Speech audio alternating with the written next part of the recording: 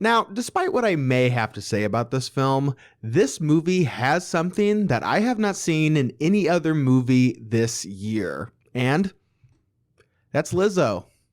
I mean, so does anything else that I have to say really matter?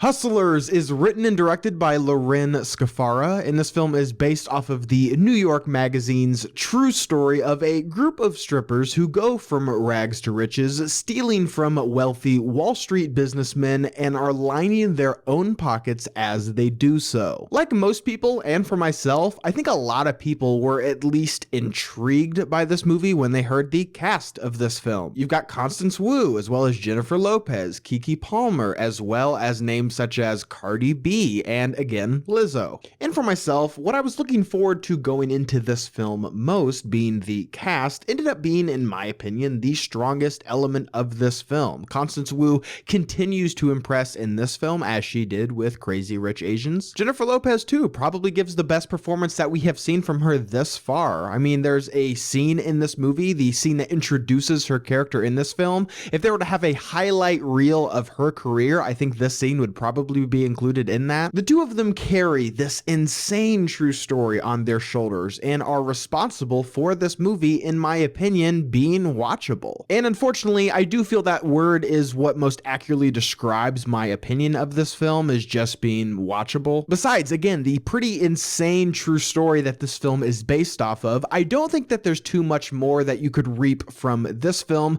that you wouldn't also get from just reading the article. Loren Scafara, whose work admittedly I wasn't too familiar with going into this film, I think she does a serviceable job not only directing this film, but again, writing it as well. Because narratively speaking, this film provides sufficient enough characterization when it needs to. And as I stated earlier, the performances definitely do the script some favors because the actors portraying these characters are so strong in this movie and in these roles. And although Hustlers seems like a movie that we really don't ever get to see, I mean, you've got an entirely female-led cast as well as a female director and writer. When do you get to see that? Hardly ever, if ever. However, at its core, the story of this film is definitely something that we've seen adapted to the screen before. What we have are a few people who end up doing some pretty illegal things, and they end up getting way too over their head because of it, and as a result, suffer the consequences of that. Off the top of my head, I can think of a few movies that have done that within the past 10 years or so. And to almost make matters worse, I think the execution of this film almost exacerbates this fact of this movie feeling so familiar with the